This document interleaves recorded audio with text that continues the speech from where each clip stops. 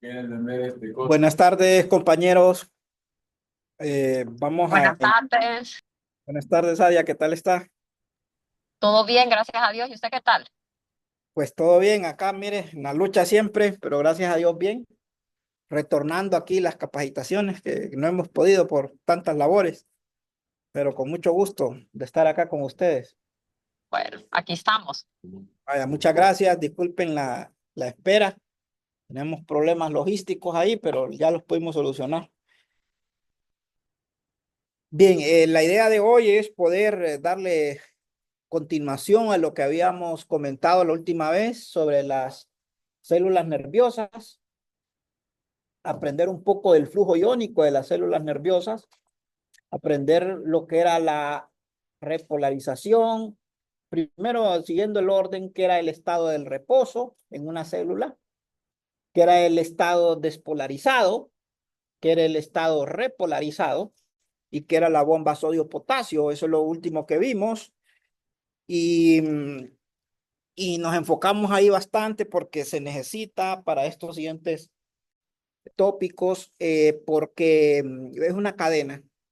De alguna manera, pues las células nerviosas nos sirven para poder entender, digamos, como lo más fácil, una base, para poder luego entender lo que son los potenciales de los músculos cardíacos, que son un poco más complejos, pero que uno se basa o cita a las células nerviosas porque tienen una cierta similitud.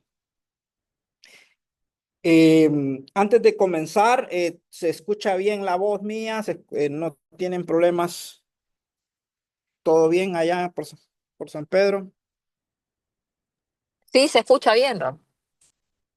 Muy bien, gracias. Gracias, Sadia. Bien, entonces vamos a dar inicio. La idea de hoy es poder estudiar los potenciales de respuesta lenta y rápida cardíacos. Los de respuesta rápida son los potenciales que se generan en el miocardio, como en las aurículas y los ventrículos.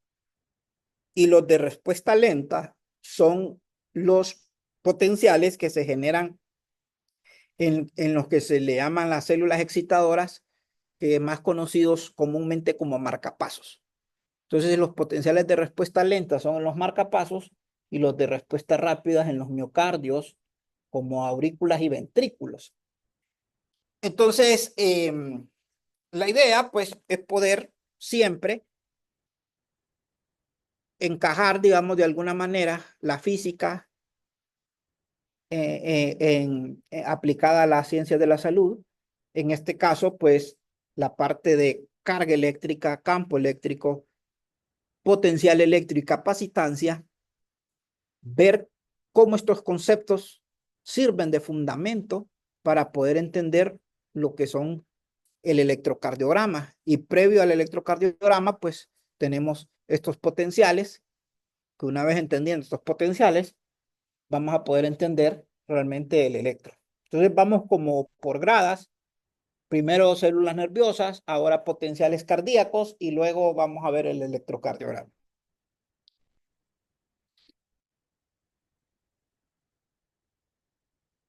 Lo primero que tenemos que decir es que las células musculares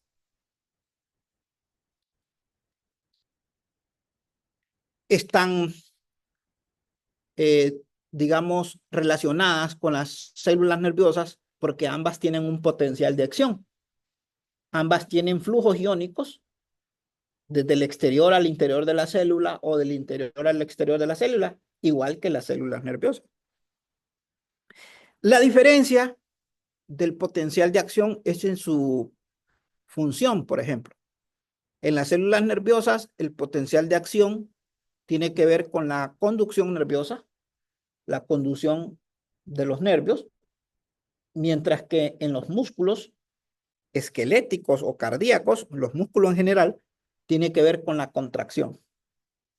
Entonces, el potencial de acción en los músculos me generan la contracción muscular y en las células nerviosas me generan la conducción nerviosa.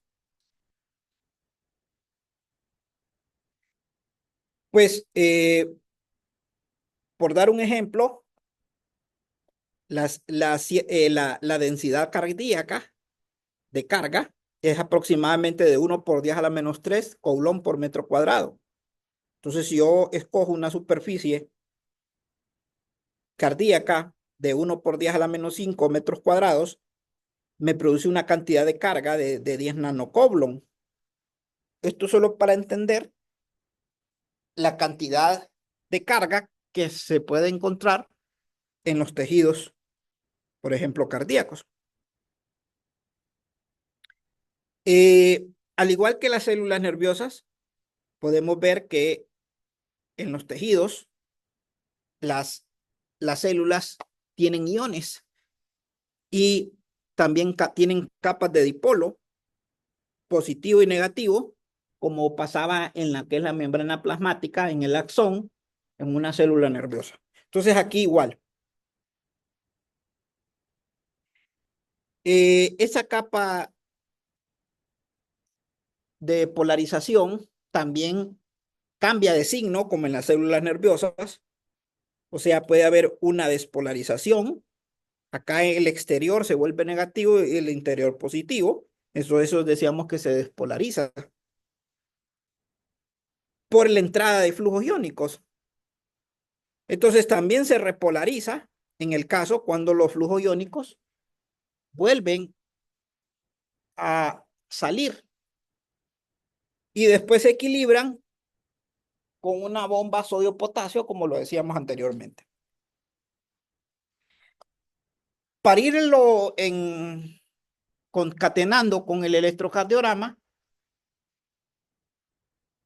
lo que pretendo acá es que pueda el estudiante entender que si tengo iones, voy a tener potenciales a su alrededor. Tengo un punto P y un punto P primado. P primado y el punto P. Entonces, en esos puntos van a haber ciertos potenciales debido a estos iones.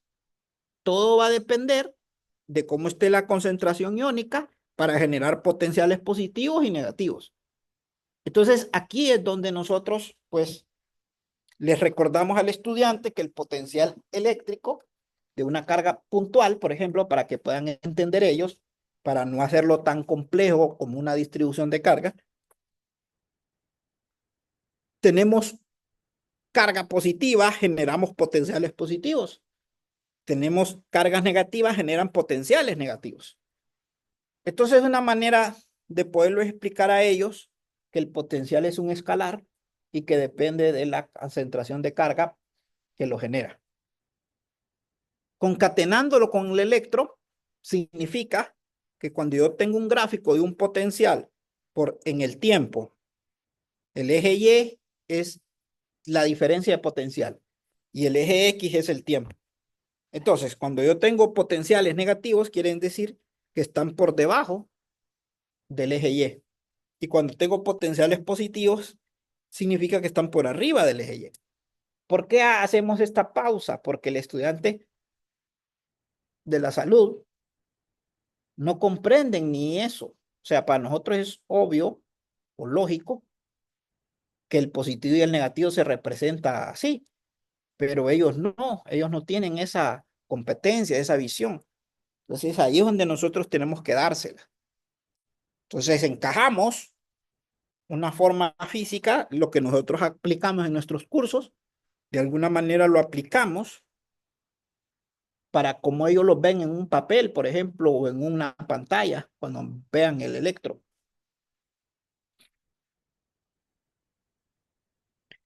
Siempre aplicamos el concepto de diferencia de potencial que se genera, en este caso, en los tejidos musculares. Por ejemplo, yo puedo indicar la diferencia de potencial que hay entre el punto P y el punto P primado. Entonces, ahí están los conceptos físicos donde nosotros explicamos que la diferencia de potencial realmente es una resta entre dos potenciales. Y ahí está la física, pues. Entonces, no es lo mismo la diferencia de potencial que el potencial. Entonces, se los aclaramos ahí. La diferencia de potencial en el mundo cotidiano es más conocido como voltaje, pero a ellos hay que hacerles ese énfasis de que el voltaje es realmente un delta V, una diferencia de potencial.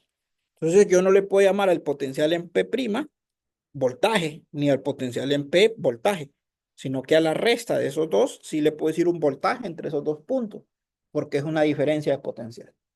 Entonces, pues yo tengo esa presentación ahí, que para nosotros lo entendemos muy fácilmente, pero el estudiante no. Entonces, como que damos ese énfasis en ese sentido. Y son cantidades físicas, ¿verdad? Entonces, cuando los iones son positivos y negativos, decimos que estén en reposo. Luego, al igual que en las células nerviosas, se abren los canales de sodio entre el sodio y se empieza a despolarizar. Todo afuera se vuelve negativo. Cuando todo afuera se vuelve negativo y adentro positivo, decimos que está totalmente despolarizado. Luego se abren los canales de potasio, por eso hice énfasis mucho en la sesión anterior. Sale el potasio y entonces vuelve la concentración a dominar positivo en el exterior y negativo en el interior. Entonces a eso se le dice repolarización. Entonces lo mismo aplica acá.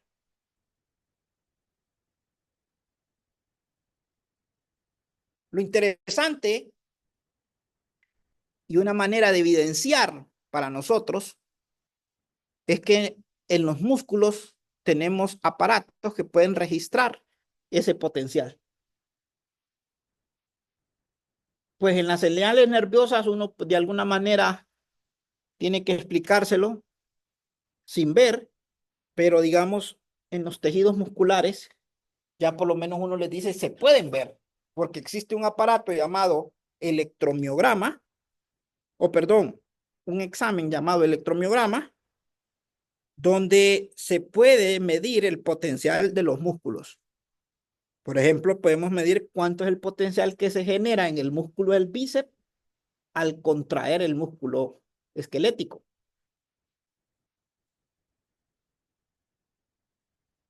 Esos potenciales en los tejidos musculares esqueléticos, que son los que están adheridos al hueso, a los huesos y permiten los movimientos articulares, andan en un valor aproximadamente de unos 100 milivoltios.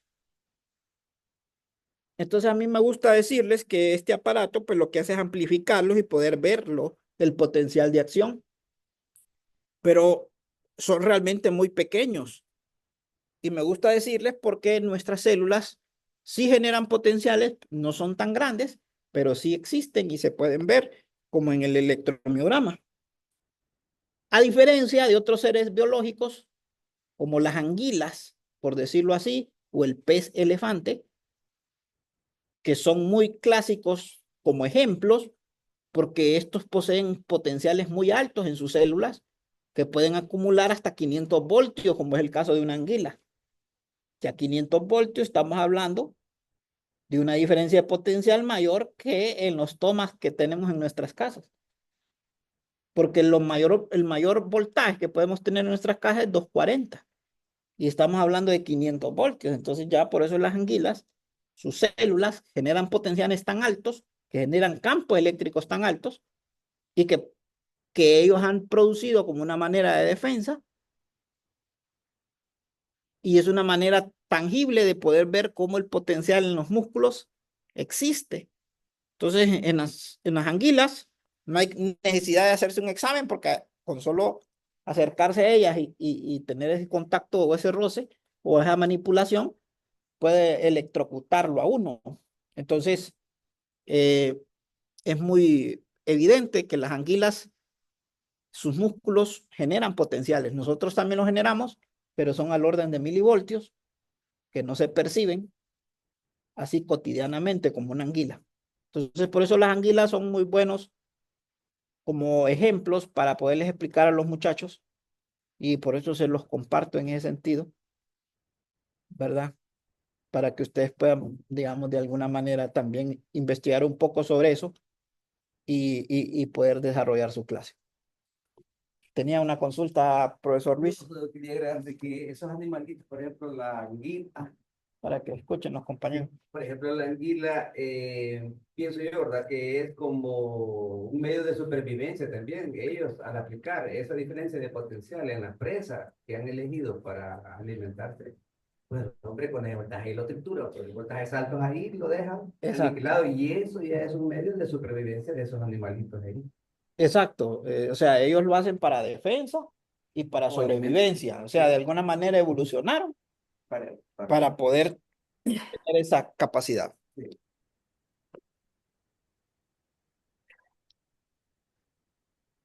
Ahora, se han hecho estudios, obviamente, y se sabe que hay un fuerte campo eléctrico entre la cabeza y la cola de la anguila. Eso evidencia el tan alto potencial eléctrico.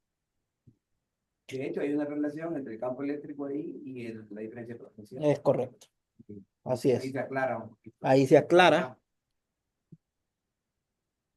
¿verdad? Bueno, el electromiograma que les muestro acá puede ser superficial o de contacto, digamos, invasivo en el sentido de que es por medio de una cánula. Con la cánula se penetra hasta los tejidos y se registra el potencial, como lo vemos acá. O de superficie, usando electrodos. De ambas formas se puede obtener un electromiograma. Más o menos, aclarando un poco y poder entender, digamos, el léxico que estoy usando de los músculos, es que los músculos existen tres tipos en el cuerpo humano: cardíacos, lisos y esqueléticos. Los esqueléticos son todos aquellos que usamos para poder tener nuestros movimientos articulares en nuestra biomecánica. Pues nosotros saltamos, nosotros corremos, hacemos bíceps, caminamos gracias a estos músculos, a los esqueléticos. Y son músculos que son voluntarios, control voluntario. O sea, yo le digo al bíceps, muévase, y el bíceps lo hace voluntariamente. Mientras que los músculos cardíacos son aquellos que se encuentran en la zona del corazón, son un músculo especial, no se hallan en otra parte del cuerpo, y estos son involuntarios. O sea, nosotros no tenemos conciencia de poder decirle al corazón, late, contraerse y no contraerse. Eso es involuntariamente. Y el tercer tipo de tejidos Vamos, mi amor. son los lisos. Tal vez alguien me ayude ahí a apagar el micrófono. Aquí lo apago. Bueno, entonces los lisos son especiales también, a diferencia de los esqueléticos y los cardíacos.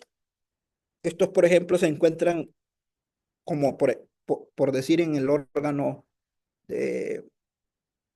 digestivo, como es el estómago, el sistema digestivo. Entonces, el estómago, pues ahí se encuentran músculos lisos y estos también son involuntarios.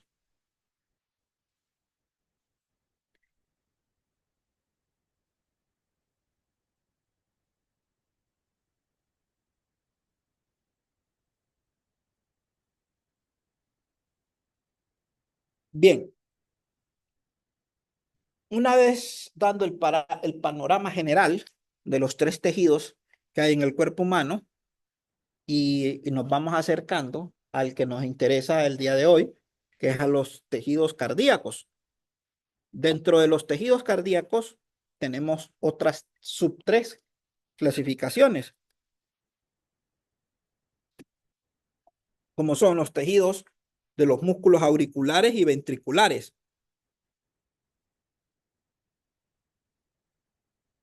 Los tejidos de las fibras excitadoras, que son los marcapasos, y conductoras especializadas. Esas son otras que vamos a estudiar más adelantito. Entonces, dentro del corazón tenemos tres tipos también de músculos esqueléticos: músculos auriculares y ventriculares, fibras musculares excitadoras y conductoras especializadas.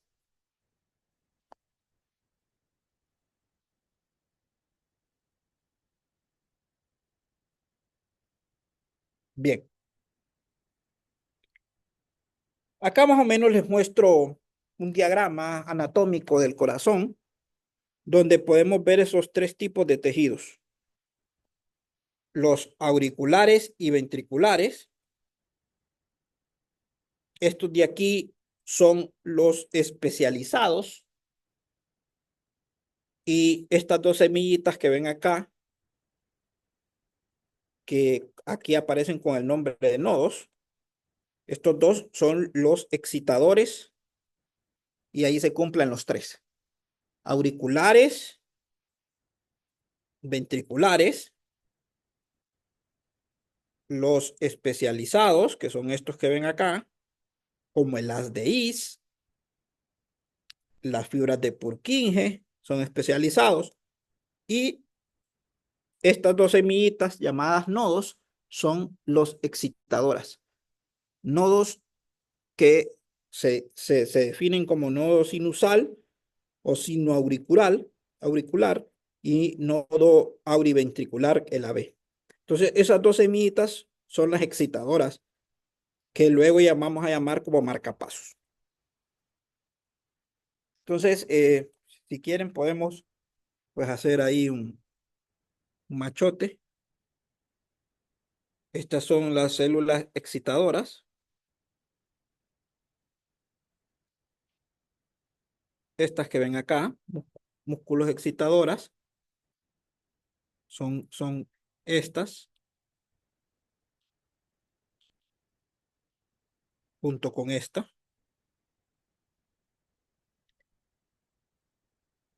Estos que vemos acá, el haz de Is y las fibras de Purkinje, son las especializadas.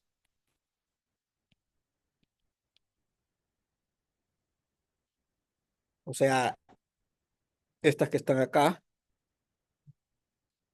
Y auriculares y ventriculares, pues son estas que están acá.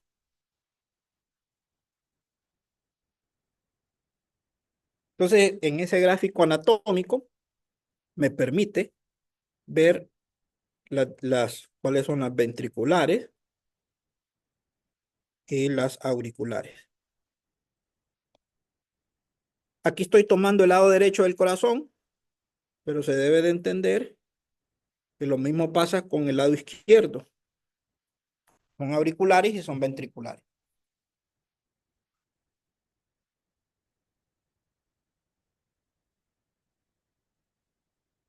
Entonces nos vamos a dedicar a entender cada una de estos tejidos cardíacos el día de hoy.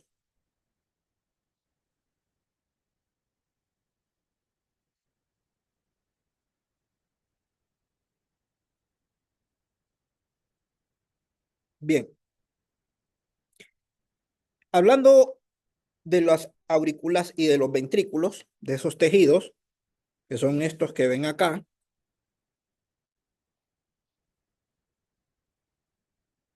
estos tejidos son tejidos eh, que se llaman tejidos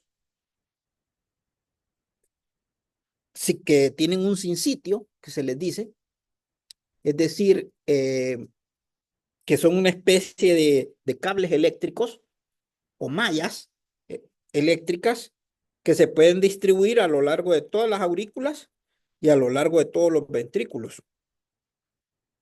Eso se le dice los sinsitios en el corazón. Y como un cable eléctrico, permiten la transferencia de la excitación cardíaca en toda la zona auricular y en toda la zona ventricular. Entonces son muy buenos conductores, digamos, de las señales eléctricas que se generan en el corazón, tanto las aurículas y los ventrículos. Ahora, me interesa explicarles que la fuente de esa excitación provienen en estas semillitas que les decía a ustedes, que son las excitadoras. Y por algo se le llaman células excitadoras. Miren, aquí están. Miren. A las dos semillitas le llamé excitadoras. Excitadoras. Entonces, ¿por qué son las excitadoras? Porque ellas por naturaleza ya están excitadas. Es decir, que toda la excitación eléctrica cardíaca se genera en estos tejidos o están ahí en ese tejidos gracias al sistema nervioso. Entonces el sistema nervioso los excita de tal manera que esa excitación se propaga por todas las aurículas hasta llegar a esta pared que hay entre las aurículas y los ventrículos, que es aislante. O sea, esos tejidos de ahí no permiten la transferencia eléctrica. Estas válvulas que ven acá no permiten la transferencia eléctrica. Entonces, ¿qué toca? Toca que la naturaleza colocó otro célula excitadora, que es la otra semillita que ven ahí, que es el otro nodo, y que sirve en este caso como puente para poder transferir la excitación de las aurículas y los ventrículos. Es decir, que se generan en el nodo sinusal que ven ahí, excitadora, se transfiere a todas las aurículas, de ahí se excita el auriventricular, que sirve de puente para que pase a los ventrículos. Entonces,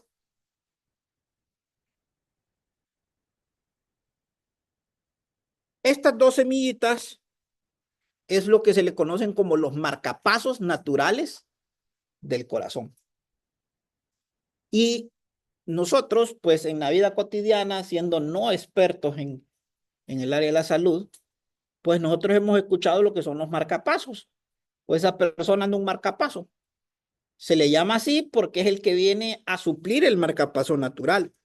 Ya el marcapaso artificial, el que se le coloque, se le puede implantar de manera interna o externa al paciente, ya es un circuito RC, resistivo capacitivo, que genera una frecuencia diseñada para que sea igual a la del nodo sinusal o sinoauricular, que así se le llama.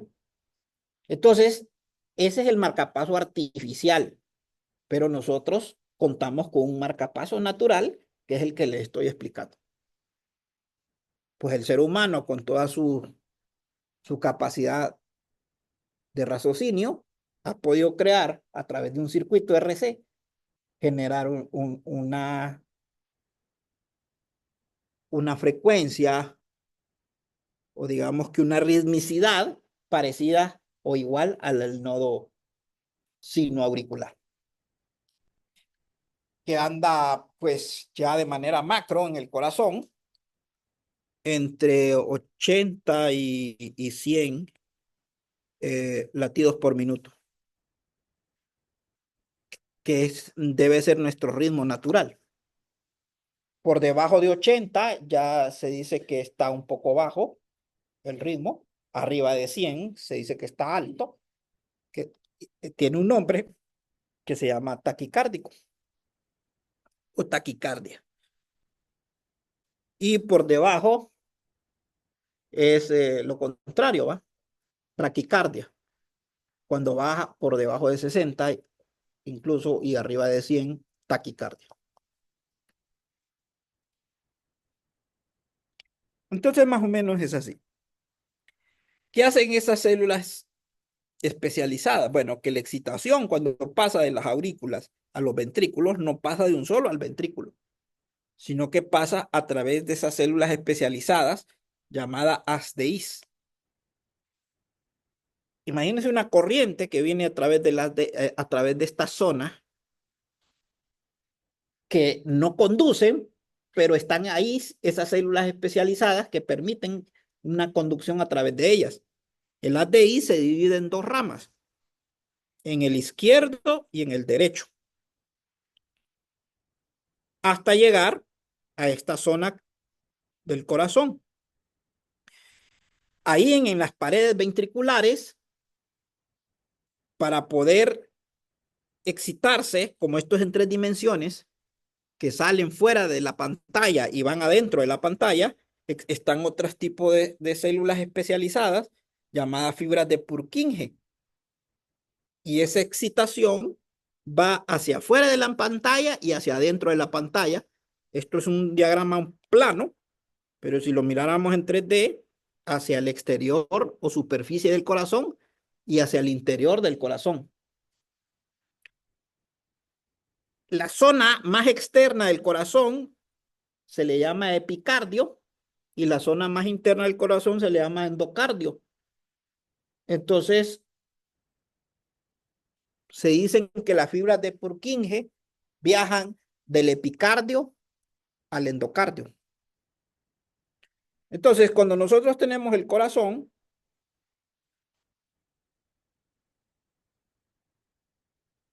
más o menos así es, digamos que este es el corazón tiene un tejido que lo recubre alrededor de él. Y ese tejido que lo cubre alrededor de él es lo que se le llama epicardio. Entonces es una especie de como de membrana o malla externo. Entonces si nosotros miramos el corazón, físicamente lo que vemos es el epicardio. Entonces es la parte superficial. Perforamos el epicardio y llegamos a las auriculares y ventriculares. Profundizamos hasta su centro o su parte más profunda y ahí es el endocardio. Entonces, cuando yo les digo que estas células de Purkinje viajan del epicardio al endocardio, lo que les estoy diciendo es que viaja de lo más interno del corazón a la superficie, a lo más externo. Así viaja la señal, mientras que las de IS lo hace a izquierda y derecha. Pero para que salga a la superficie y entre adentro, entonces esas son las fibras de Purkinje, el endocardio y el epicardio. Entonces, a todo este recorrido que acabo de decirles ahorita, que más o menos la señal es así, a eso se le dice despolarización del corazón. Entonces, cuando todo eso viaja así, está despolarizado. Cuando la señal llegó a las fibras de Purkinje, se despolarizó y luego retorna, y a eso se le dice repolarización del corazón. Entonces, cuando viaja desde el nodo sinoauricular, donde inicia todo, y hace todo este trayecto hasta el endocardio y epicardio, entonces es una despolarización.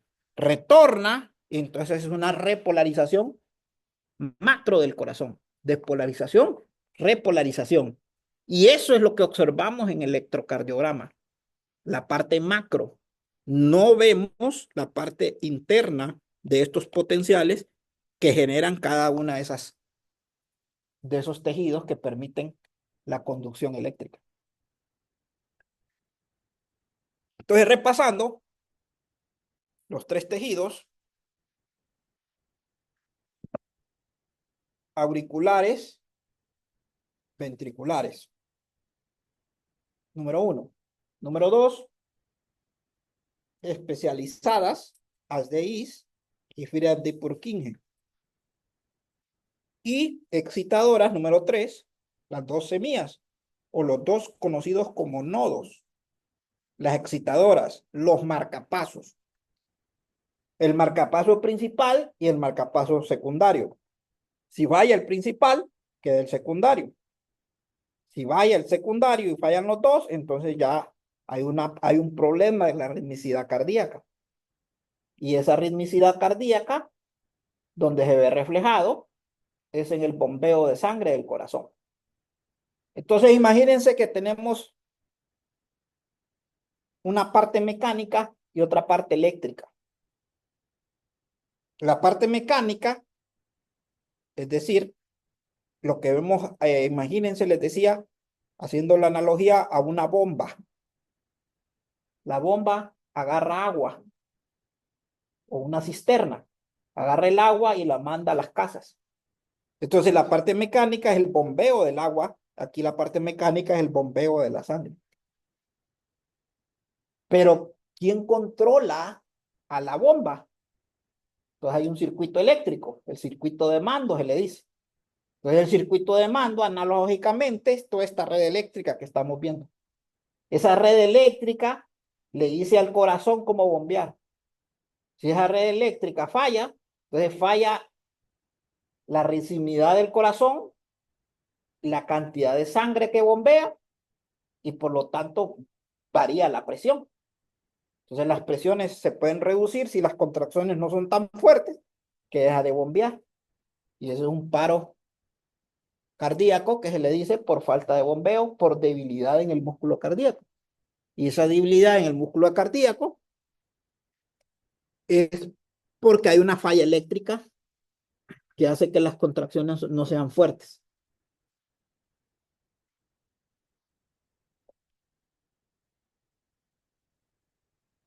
Bien, al igual que en las células nerviosas, tenemos un gráfico donde nos representan los potenciales de las diferentes tejidos. Auriculares y ventriculares se ven en forma de una meseta. El gráfico más o menos es así.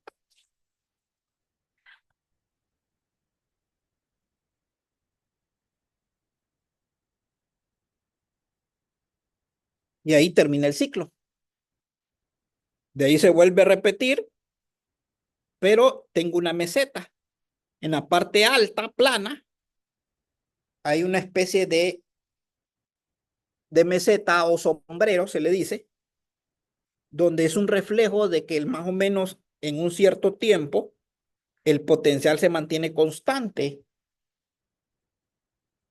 Ahora, esos cambios que se dan, por ejemplo, en las células cardíacas o musculares, es desde menos 90 milivoltios, que es el potencial en reposo, hasta el potencial máximo o potencial pico, que es positivo 20 milivoltios. Entonces, aplico lo de las células nerviosas y digo que el potencial de acción es el potencial pico menos el potencial en reposo. El potencial pico es positivo 20, el potencial en reposo es negativo 90, eso da positivo 100 la diferencia. Entonces, por esa razón, en una célula cardíaca, auricular o ventricular específicamente, el potencial de acción es de 110 milivoltios. ¿Alguien recuerda cuánto es el potencial de acción en una célula nerviosa?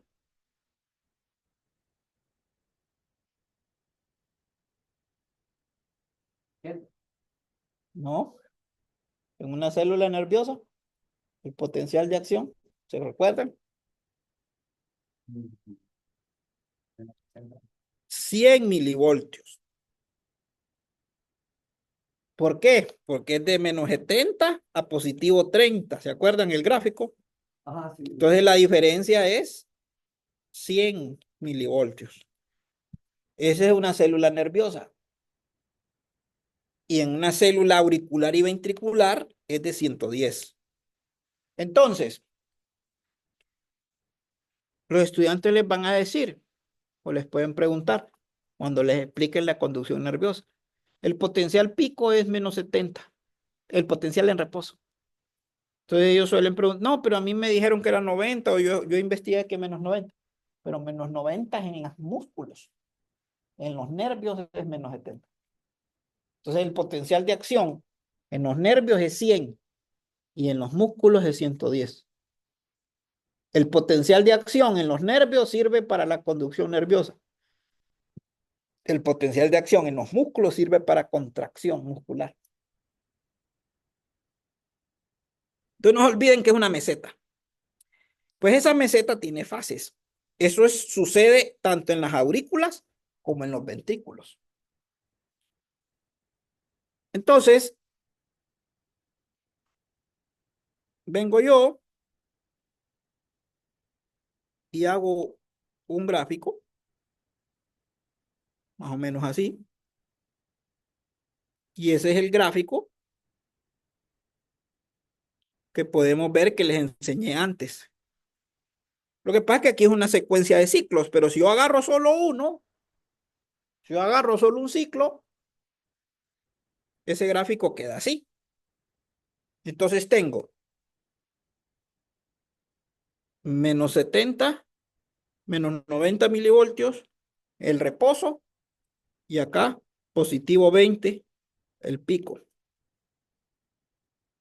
Entonces, ese ciclo, al igual que en las células nerviosas, se explica en fases. Voy a irme a las células nerviosas por la pedagogía.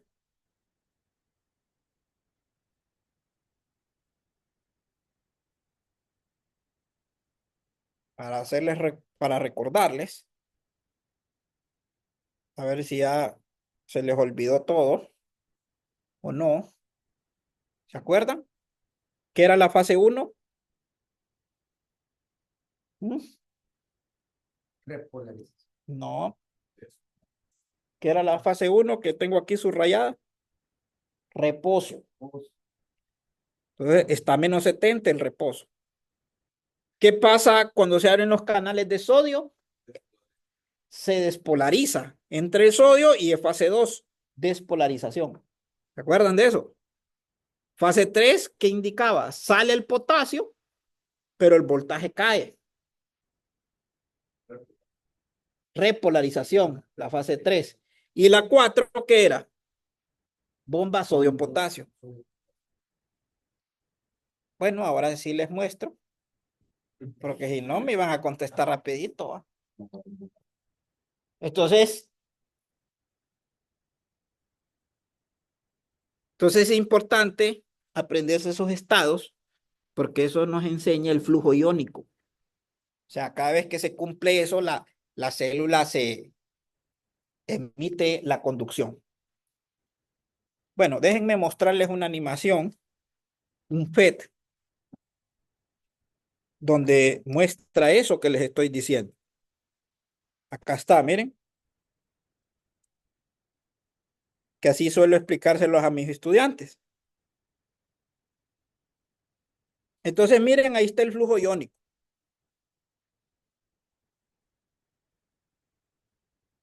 Miren, los puntillos rojos, dicen ahí, son iones de sodio. Los cuadraditos en verde son iones de potasio. Los rojos son canales de sodio. Los verdes son canales de potasio. Los naranjas es fuga de sodio. Los azul celestes es fuga de potasio. O sea que dejan salir o entrar.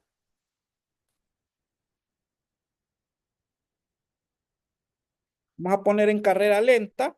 Vamos a darle un zoom para que lo vean. Ahí está, miren. O sea, esto que estamos viendo, miren qué importante es en el estudio de los muchachos. Y todo eso es física. Ahí le doy un zoom y ahí veo la polarización de las células, de las membranas. Pongámosle las cargas. Miren, ahí están las cargas. El más y el menos. Concentraciones. Bueno, ahí están, miren.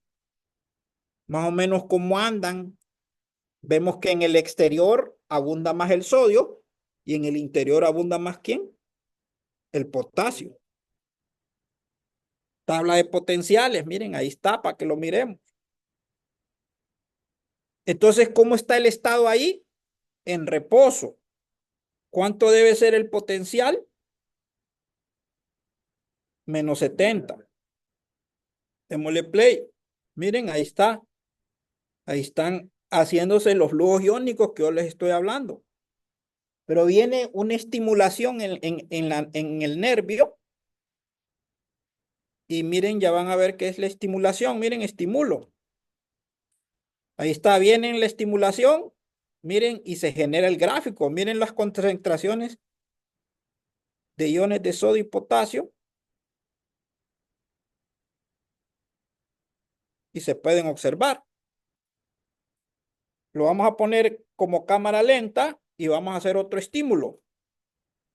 Viene el segundo estímulo. Miren, ahí viene el viaje. Y se genera. Miren, ahí pueden ver el gráfico.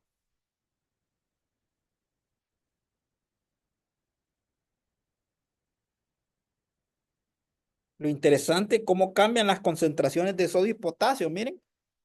Ahí esta simulación, este FET es muy bonito para explicar eso. Entonces, esta es una célula nerviosa. Eso es lo que les enseñé o les expliqué en la clase anterior, en la sesión anterior. Entonces, por eso es importante que este gráfico, ¿de dónde viene? De la estimulación, como lo vieron en el FET. Pero, ¿qué significa esta fase del gráfico? Reposo. ¿Qué significa esta otra cuando va creciendo el potencial? Despolarización. Cuando baja, repolarización y bomba, sodio, potasio y vuelve a repetirse. ¿Por qué me fui para allá? Porque aquí es lo mismo en las células cardíacas. ¿Qué es esto? Reposo. La fase 0, despolarización. Desde la 1, la 2 y la 3, ¿qué es? Repolarización. Y de ahí, el 4, bomba, sodio, potasio. Y se vuelve a repetir.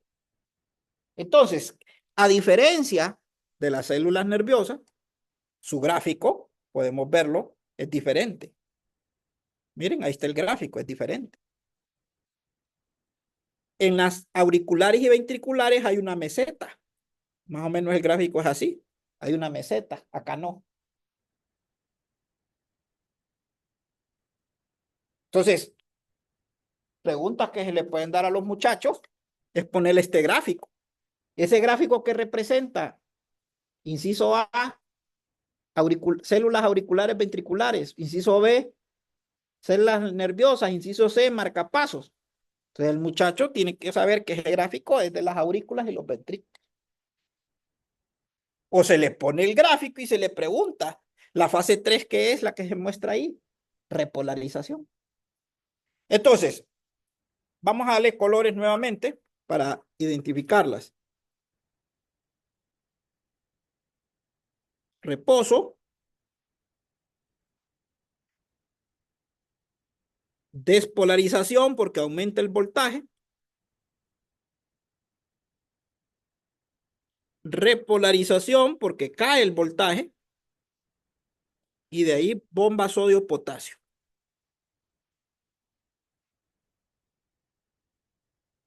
Ahora, ¿cómo se describe esto?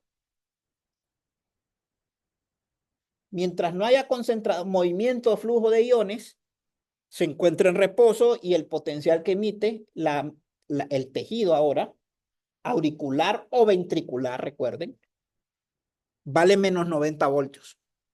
De ahí se abren los canales de sodio y se empieza a despolarizar.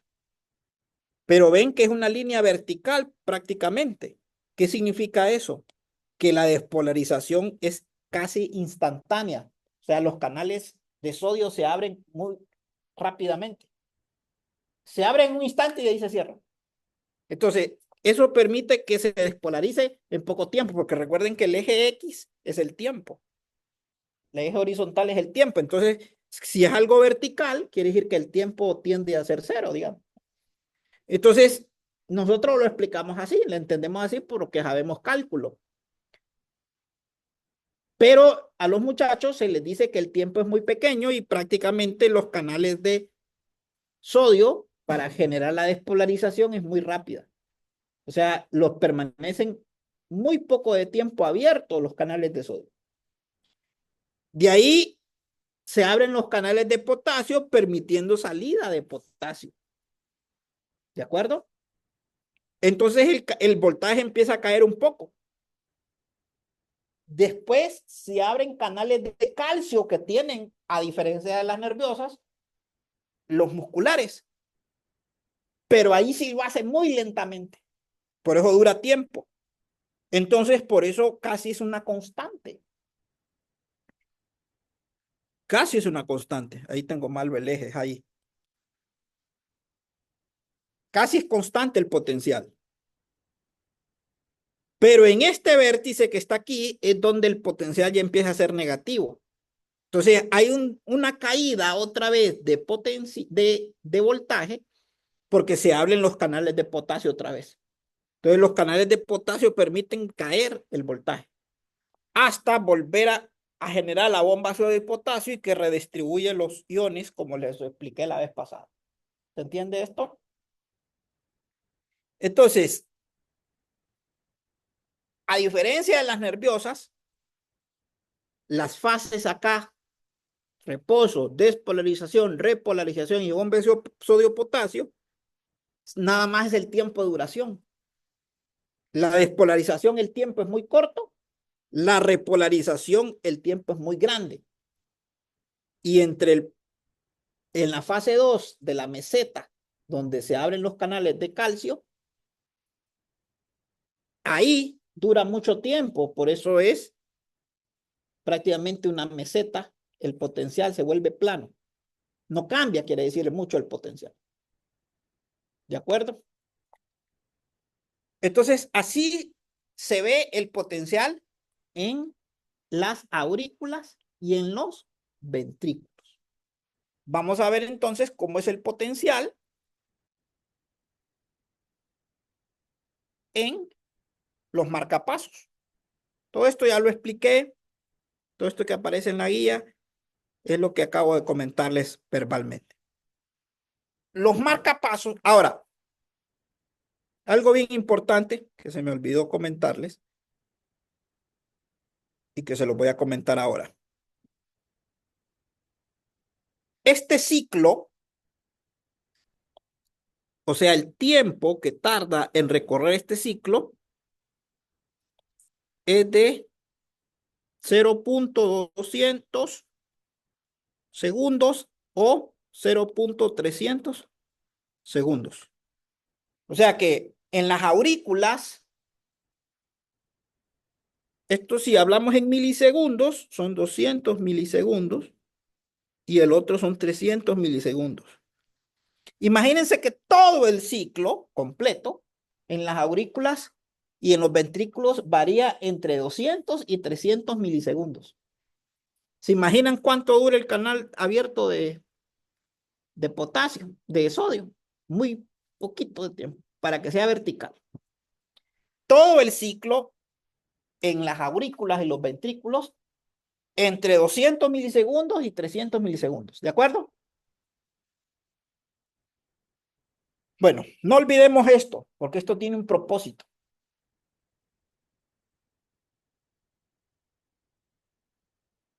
Lo voy a poner a repetir como que estamos con mis estudiantes. ¿Cuánto es el ciclo que dura el potencial de acción en las aurículas y los ventrículos en cuanto a tiempo? Entre 200 y 300 milisegundos. Bueno, entonces, anotando eso, nos vamos a los marcapasos. Los marcapasos, como expliqué, son los nodos. Ya esto me adelanté yo. El nodo SA, que se le llama sino auricular,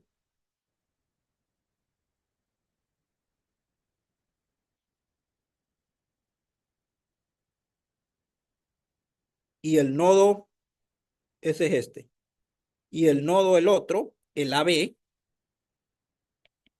que se le llama auriventricular. Auriventricular. Entonces, el nodo sinoauricular también se le conoce como sinotrial o sinusal. Y lo mismo el auriventricular, que es el que más me gusta porque es fácil de aprenderse, porque es el que está entre las aurículas y los ventrículos, auriventricular, que también se le suele llamar atrioventricular, pero es más fácil así. Entonces, es el segundo marcapaso. Si se recuerdan, ¿para qué función hace el nodo sinusal o sinoauricular? Inicia la excitación en el corazón hacia las aurículas. ¿Y cuál es la función del segundo nodo? El puente entre las aurículas y los ventrículos. ¿Por qué? Porque estas paredes, para pasar de las aurículas a los ventrículos, no son conductoras. Entonces, no puede viajar la excitación de los aurículos a los ventrículos por sí sola. Para eso está el segundo nodo, que sirve como puente. Bien. Entonces, ahí está, miren. ¿Ven lo rojo? Es la señal eléctrica. ¿Inicia dónde? En el SA. Viaja por todas las aurículas. ¿Hasta dónde? Hasta el AB. Y del AB sirve de puente para que vaya a los ventrículos. Bueno.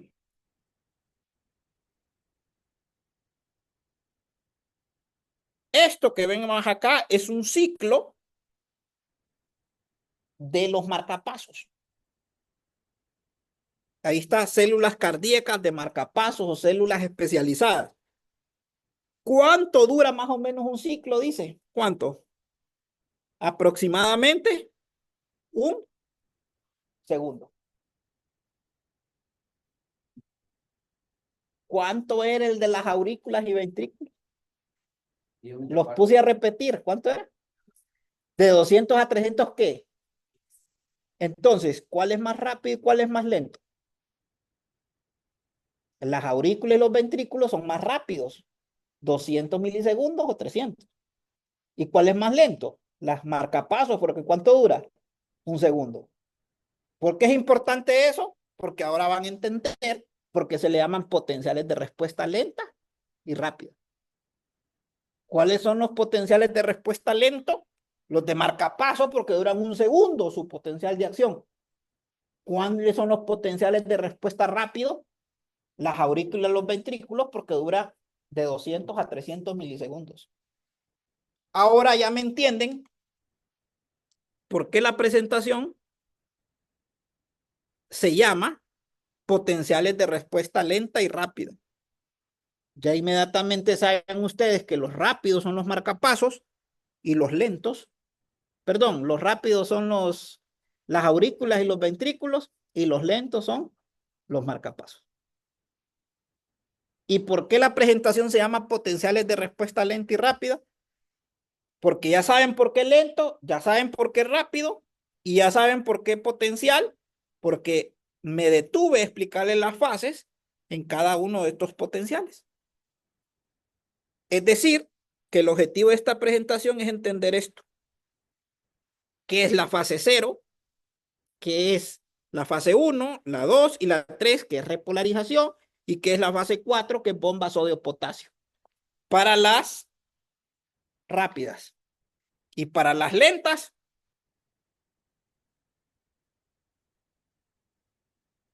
duran un segundo. En las lentas no hay reposo. Por eso se llaman excitadoras, porque siempre están excitadas. Miren, si ustedes se fijan, no hay reposo. No hay una línea horizontal. Vámonos a las nerviosas. Miren, ¿qué es eso? Un reposo. Vámonos a las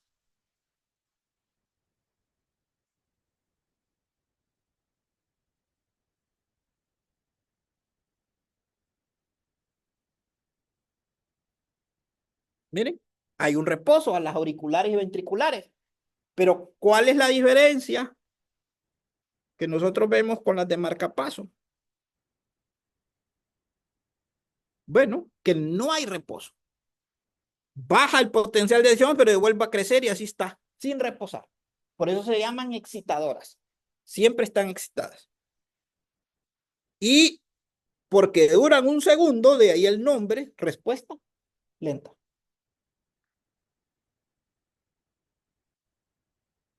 Bueno, quiero decirles también que la excitación en este nodo, ven que su excitación viene por el sistema nervioso autónomo, así se le dice a esta parte de acá. El sistema nervioso autónomo es el que genera la excitación en el nodo sinoauricular. Y los latidos por minuto en el nodo sinoauricular es de aproximadamente unos 100 latidos por minuto. O sea, en el nodo son 100 latidos por minuto. Con esa es la excitación que recibe el nodo. Pero no es los latidos por minuto del corazón, sino que este es del nodo. Este es en el nodo SA.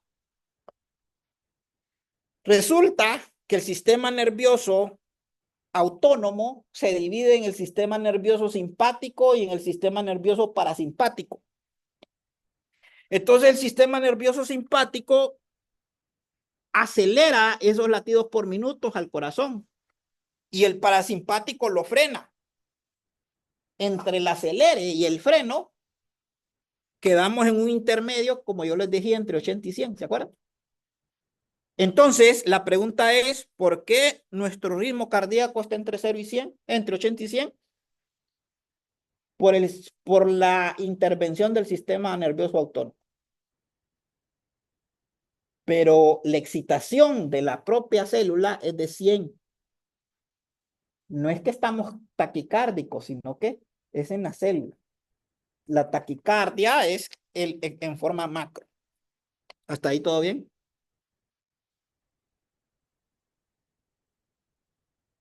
Bien. Entonces, ya con eso, les damos la cereza del pastel. Lo bonito de la presentación de hoy. Ya entendimos los potenciales de respuesta lenta y rápida del corazón. Me gusta este gráfico porque lo explica muy bien. Tenemos el diagrama anatómico del corazón, tenemos los potenciales del corazón y tenemos el electrocardiograma que nosotros conocemos. Entonces, ¿dónde inicia la excitación? Acá, en el nodo sinoauricular, en color amarillo. ¿Cómo es el gráfico del nodo sinoauricular?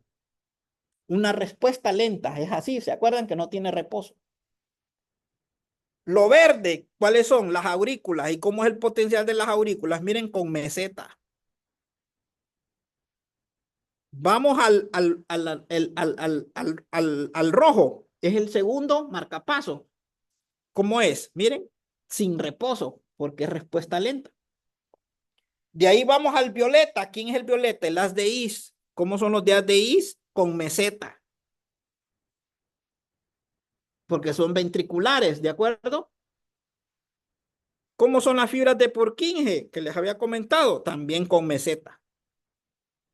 Entonces, todo esto, si lo mezclamos, el aparato lo suma y de forma macro lo que vemos es esto. Pero nosotros ya hemos entendido individualmente qué pasa en cada uno de los puntos del corazón.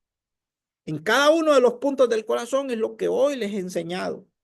Por eso la presentación se llaman los potenciales de respuesta lenta y rápida. Los potenciales de respuesta rápida son mesetas auriculares y ventriculares. Y los de respuesta lenta son los de marcapaso, los que no tienen meseta y no tienen reposo. Mezclamos todos esos en el tiempo, el aparato del electro, lo que ve es esto. ¿Pero qué? Ya nosotros tenemos un entendimiento de dónde viene. O sea que cuando nosotros miramos un electro, que es así, este primer punto es donde inicia ¿quién? Miren, ahí está. Por eso me gusta este diagrama, porque lo amarillo en el potencial y en el diagrama anatómico. En el diagrama anatómico lo amarillo está acá, en el potencial es este gráfico y en el electro es esta parte de aquí. La despolarización auricular es lo verde, el gráfico del potencial es así, en el electrocardiograma esto es despolarización auricular. Despolarización ventricular es lo que ven como color salmón y es todo esto que está aquí es la despolarización. En ese gráfico ahí queda la despolarización ventricular. ¿Se entendió? Entonces me gusta porque nos muestra el electro, nos muestra los potenciales por célula y me muestra el diagrama anatómico.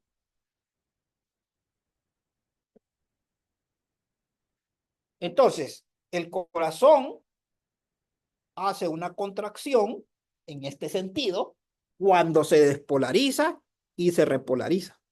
Entonces ahí va una contracción. Se despolariza, se repolariza, otra contracción. Se despolariza, se repolariza, otra contracción. Entonces va cambiando la señal eléctrica. por las contracciones. Entonces nosotros vemos Grey's Anatomy o Doctor House, le doy publicidad ahí, o vemos una película y vemos que el electro empieza a sonar. Entonces solo vemos una línea ya. ¿Qué pasa cuando solo hay una línea? No hay variación eléctrica, no hay contracción, paro cardíaco. Entonces, para que haya contracción, se ve reflejado en el electrocardiograma porque hay cambios de potencial.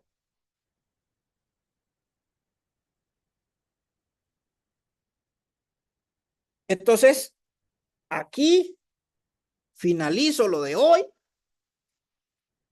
para dejarlos con para dejarlo como en una serie de televisión. Lo miraremos en la siguiente temporada. Continuará para ya explicar el electro. Entonces, ya cuando explique la próxima sesión, que no sé cuándo es, 2 de mayo, el 2 de mayo creo que es el feriado, le cuento. Y después voy para Copán. Va a ser en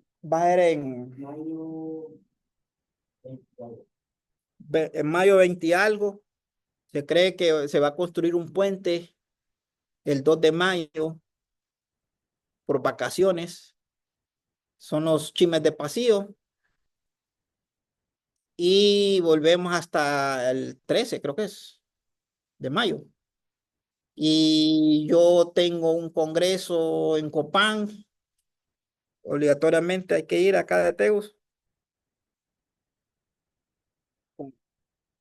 Y entonces sería hasta como 26, por ahí, no sé cómo es la fecha de mayo. Pero ya solo faltarían 3 reuniones más. Solo faltarían 3 reuniones más. Visión y evaluación. Sí. Y el ojo humano. Ah, visión, sí. Check. Bueno, entonces los dejo ya con esa, como les decía, lo vamos a ver en la próxima temporada. Ya hoy les mostré cómo se construye el electro.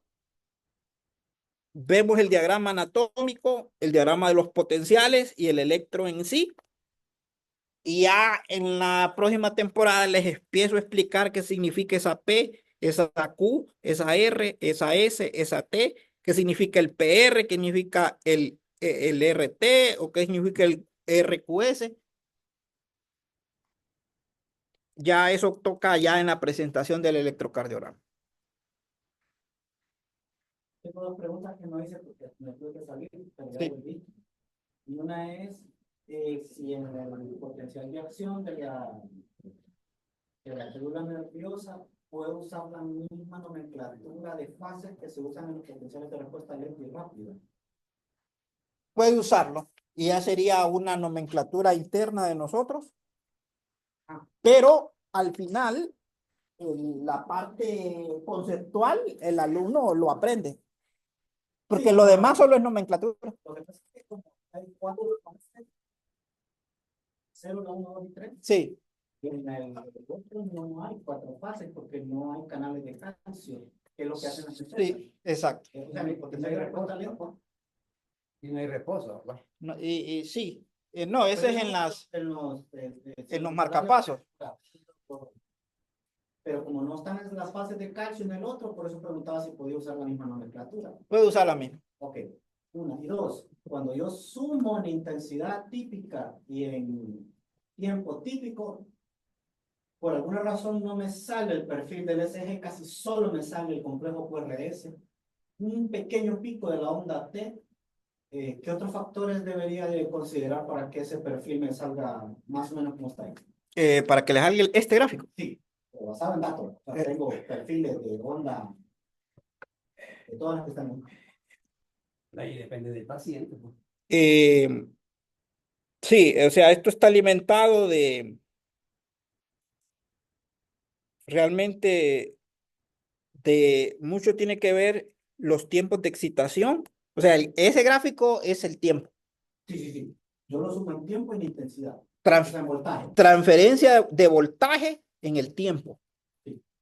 Entonces habría que ver los datos que tiene en el nodo sinoauricular porque eso le perjudica para que se genere, digamos, el nodo sin auricular, se le genere este lapso, este gráfico, esto que está aquí, el desbloqueo. Y lo otro que puede pasar es que la despolarización que vemos acá del corazón queda atrapado en el complejo QRS. Y entonces, los datos que estaba teniendo en la parte ventricular. O sea, la parte ventricular y la del nodo son los datos que usted me está diciendo. Ahí es donde hay que ver qué está pasando. Es que yo tengo dos maneras de generar ese electro. Una es con uno sintético que me da perfil perfecto, como Sí. quiero y manejo todo. Pero otro quería hacerlo como jalando los datos. Así Hacer la superposición y me sale. así como este FET que muestra datos ahí. Hay una. Ah, ¿qué pasó acá? Está mostrando ahí las intimidades. Entonces, que están los datos y genera el gráfico, eso me dice, ¿no? Sí, exacto. Entonces, Lo superpongo con las gráficas, genera el perfil. entonces tiene que enfocarse en los tiempos. Los tiempos de estos canales, tanto en las aurículas como en los ventrículos. Pero por lo que me está diciendo, me parece más que son los tiempos de los ventrículos y los tiempos de acá. Entonces tiene que manejar usted tiempo acá, 200 milisegundos, y acá manéjelo como 300 milisegundos. Dele más tiempo a los ventrículos, porque esa es la naturaleza. El ventrículo dura más tiempo que las aurículas. Lo que pasa es que como es una superposición donde sentí yo que tenía el desfase, era que cuando superpongo todas las ondas, ¿en qué momento entra, por ejemplo, el músculo ventricular? ¿En qué momento después? Porque la señal Ok. empieza y termina. Pues, ahí, Inicia 200 milisegundos después entra el nodo este. 200 después. Sí, 200 después. Con ese dato se va. Con 200 después se va. Y de ahí en adelante le da 300 a este otro.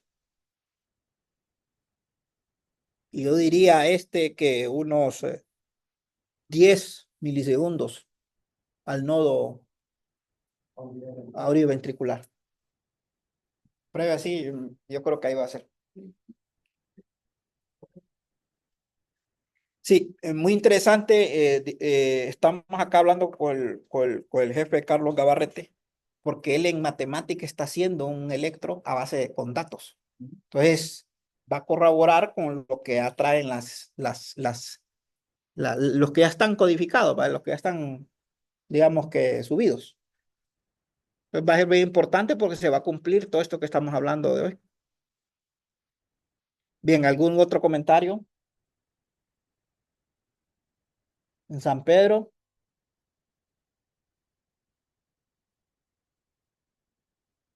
Todo bien, gracias. Bueno, perfecto. Todas estas sesiones son grabadas, se les comparte y entonces pueden reproducirlas las veces que quieran.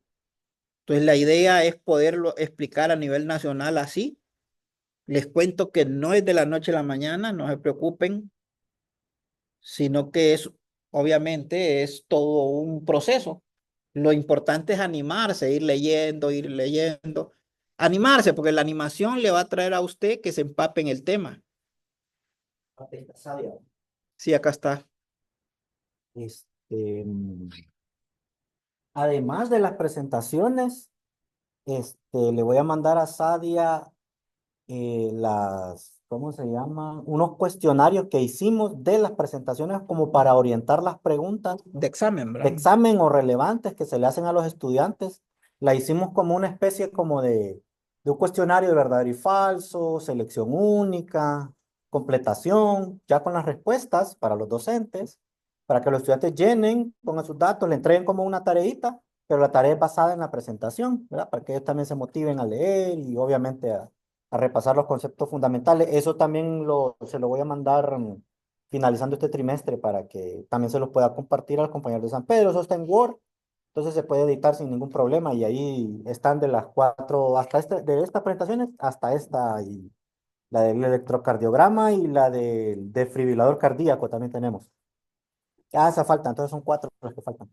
Ah, me falta defibrilación. Sí, eso les decía yo ahorita hace poco, que mismo me estaban consultando, que les voy a abrir una carpeta para darle acceso a todos y que puedan entonces tener ahí todo el material.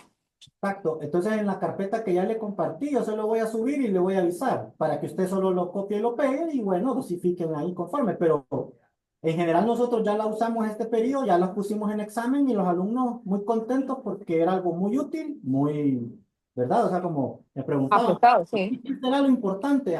Eso los orientaba y se los preguntábamos en el examen y ellos contentos porque ya sabían que venía, pues, ¿y cómo? Mire, Ok.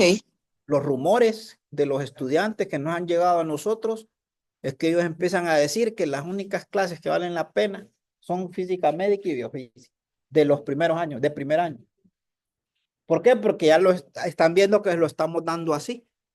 Entonces, nosotros como profesores, pues lo que nos motiva es poder ver el brillo de los ojos a los alumnos que les encanta, están fascinados porque están viendo su utilidad. Entonces, como les digo, esto no es de la noche a la mañana, lo importante es tener la motivación, pero ustedes leyendo, volviendo a las presentaciones, leyendo, investigando, entonces, al final solo es la motivación y poco a poco, pues se va dominando la temática y se va, pues, entendiendo. Obviamente, cuando a mí me enseñaron esto, yo quedé, le entiendo más a mecánica cuántica. Pero es todo un proceso, como ustedes saben, pero lo importante es atreverse. Bueno, compañeros, un gusto, un placer y nos vemos ahí en la próxima temporada. Vamos, gracias. Listo, gracias. Gracias. A la orden. Adiós. Gracias, gracias.